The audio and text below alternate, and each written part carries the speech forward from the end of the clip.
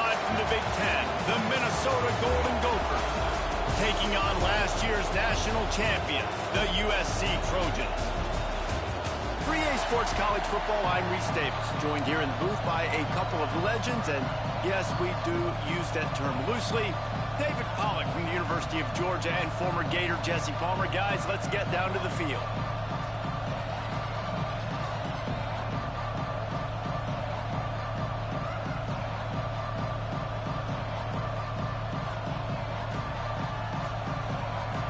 And the Trojans will get us underway with the opening kickoff.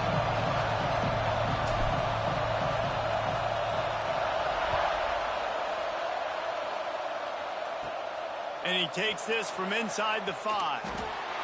Excellent job by the kick coverage team. A pretty minimal gain on that return. So Minnesota's offense going to get the chance to start this game off. And what a performance, an aerial show from this guy in the last game, and he has to have a ton of confidence coming into this one, David. Yeah, it was a great week. And watching that tape before this game, like you could tell, man, he was seeing it quick. The ball was coming out, just touchdowns at will. A really nice day. And I think, Jesse, you take that and you start to build on it for this offense and really continue to trust him to make plays through the air. Yeah, that's a good point. I think he really earned his offensive coordinator's trust after that performance. So I'm anticipating the playbook to expand a little bit in this game.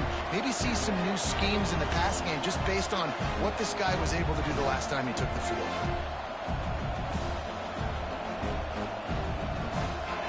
This crowd going to try to make life miserable for these guys. Going to swing it on second down. Under fire. And the quarterback is knocked down back at the 13. And the defense gets a sack, and that's going to be the big determining factor in this football game. A week ago, he only got sacked one time. They've already got him on the ground. If they want to win this football game, they got to keep getting after the quarterback. Now a lot of work to do to move the chains, keep this drive alive after that earlier sack. Trying to move the sticks on third down through the air. And the defense gets loose, bringing the heat, and down he goes again. He has been terrorizing quarterbacks all year long. That now his 10th sack of the season. He's got speed. He's got power. He's going to play on Sundays, and he is not cooperating with this offense's game plan.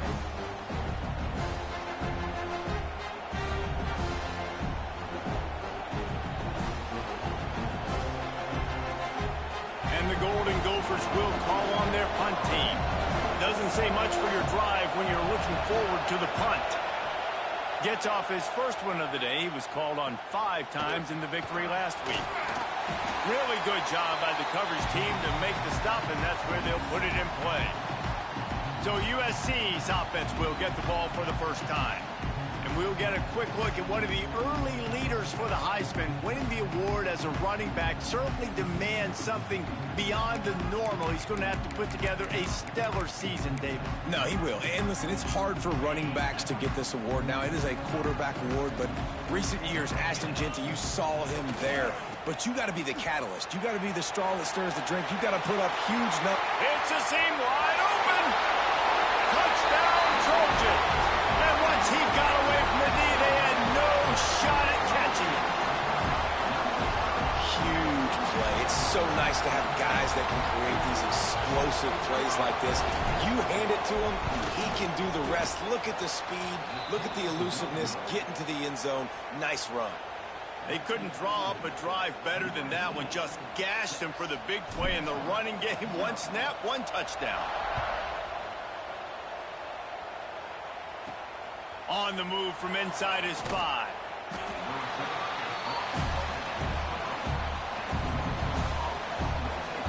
The Minnesota offense is headed back onto the field. They'd love to get something started here, down 6-0. This noise is deafening, trying to keep this offense from being able to operate. Fires to the big fella. I'll tell you, I love the play call on first down here. You're just trying to find an easy completion, and the shortest throw on the field for the quarterback is finding your biggest target, and that's the tight end. Nice job. The Golden Gophers can really attack on this second and short. Leaves it with the running back. They get him in the backfield, and he loses 3 on the play. And, man, it's nice to have a guy that is just better than your guys. And no matter what play you call, man, how about him getting in the backfield quick, penetrating, using his quickness, and using his strength to get him to the ground. That is a baller. He'll do it himself. They make the stop, but he'll have enough yardage for a first down. I just love it when my quarterback knows situational football. They run the option. He understands. It's 4th and short. Like, I got to stick my nose in there, get north-south, and try to get that first down. I love when I have a quarterback that can do that. Here's a quick throw out to the left.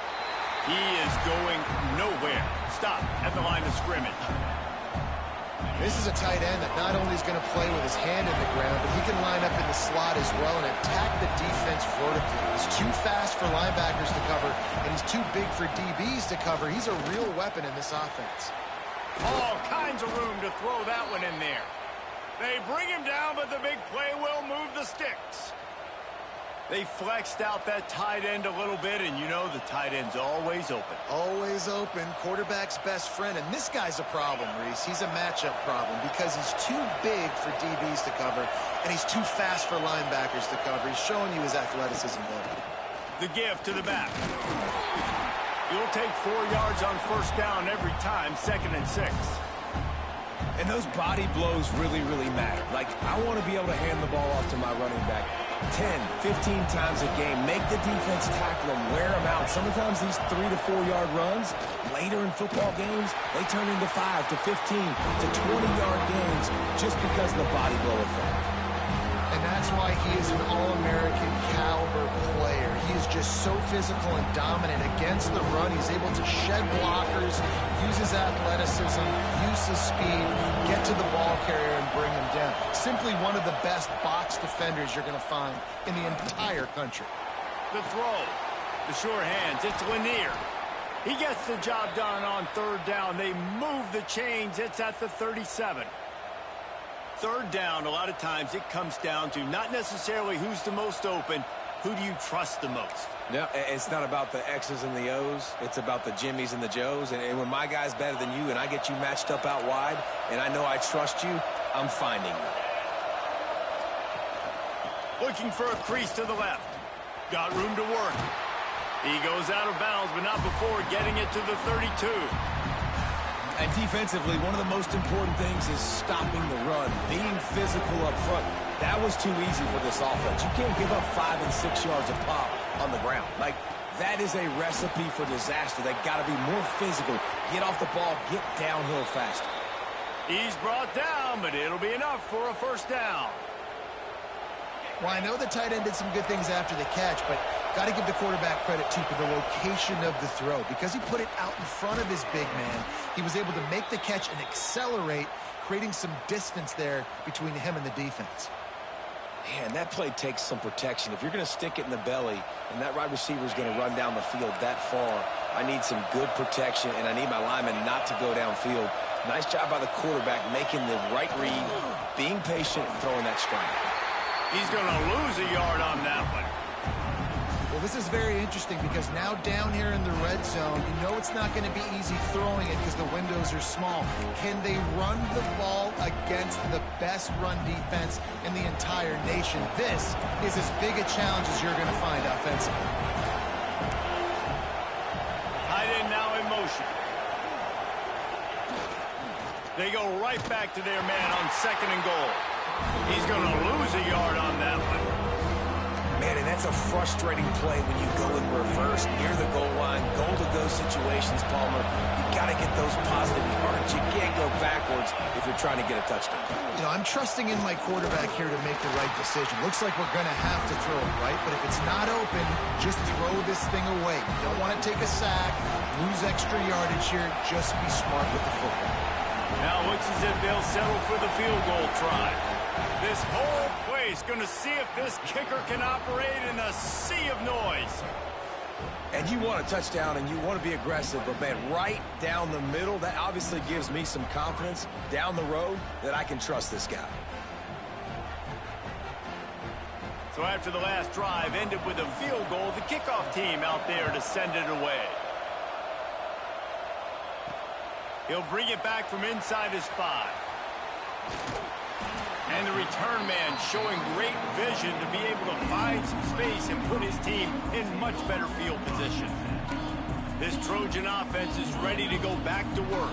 Already showing signs of a slugfest as they try to build on this 6-3 lead. Oh, he wants it all. Makes the grab down the left side. Finds some room. And he slipped through the crowd, and he'll house it. Touchdown, Southern Cal. And, man, is that perfect timing. You can tell quarterback drops back. He sees his guy, and he knows he's open. But watch the throw. Deep down the field, Palmer, right in the breadbasket. The nice air. Play, nice pitch and Oh, catch. there. He did a nice job of getting it up in the air early and allowing his guy to run under the football, locate it, and then make a tough grab. That is the definition of an explosive play.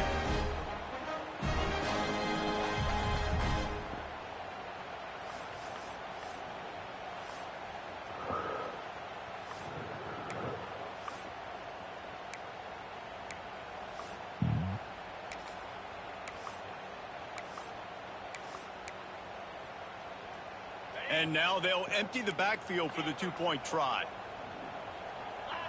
To the air, it's Duncan. Makes the grab in the end zone for the 2 as they extend the lead. That drive not too taxing on the playbook. One play, put it in the end zone just like that.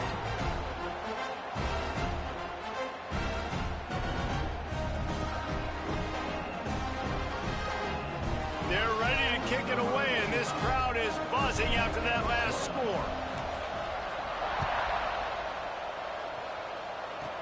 From inside his own 15, trying to follow his blockers. Just never had a chance to shake loose, and he'll be brought down at the 24. Minnesota has it back, and the Gopher offense is headed onto the field. They might be feeling a little heat here as they've fallen into a 14-3 hole early. They'll snap the ball. First play of the drive coming from their own 24.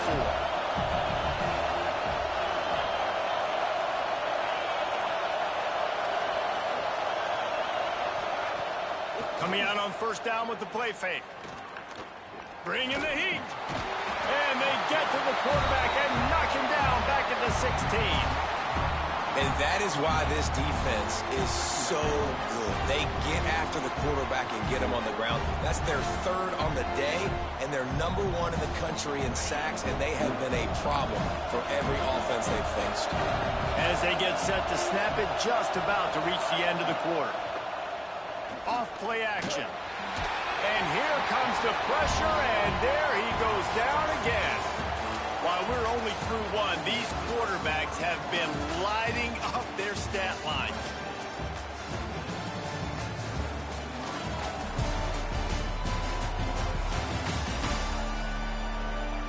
This could be a pivotal moment in this game as we open the second period and they try to find a way to answer.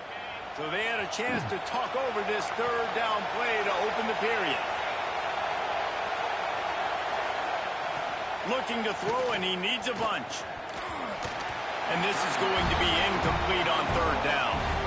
Well, in a situation like that where it's 3rd and long, there's not a lot of plays to get that thing completed and keep the drive moving. So you're just trying to buy yourself some real estate and help your punter out.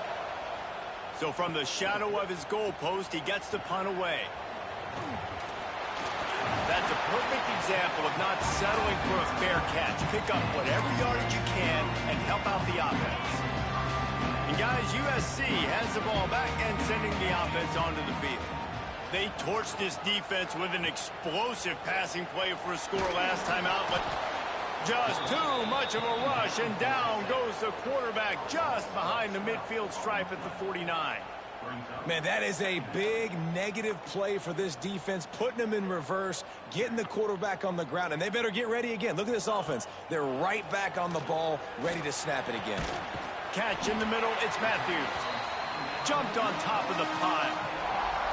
Nice catch by the big target. Those big tight ends, you could tell in football, are just becoming more and more of a weapon on every single team. The Trojans are at the line looking to convert on 3rd and short. Miller with the ball. They are on the move as they pick up the first down. They'll spot it at the 28. This is a top 25 offense in college football, and I like what they do. That they can run the football on 3rd downs when they need to. They show you right there. They've got some balance to them. They really know who they are. They have a good identity, and that's why they've been so successful this season.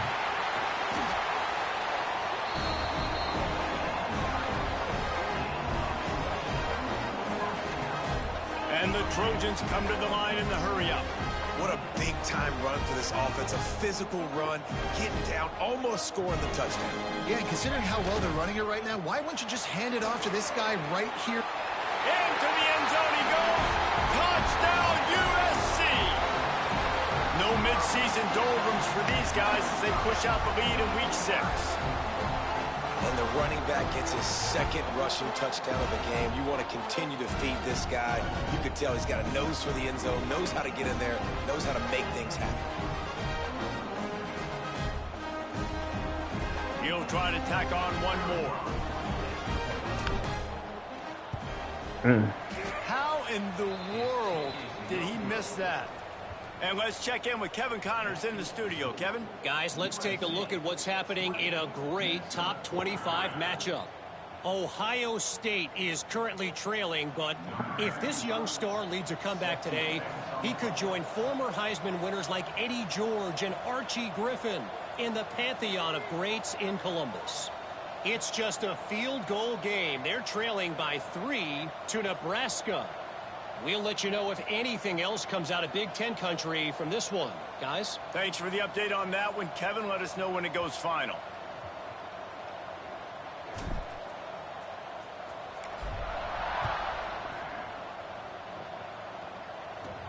On the run from inside his own 5. Nice job by the kickoff team. Everybody stayed in their lanes, and they'll stop him at the 16.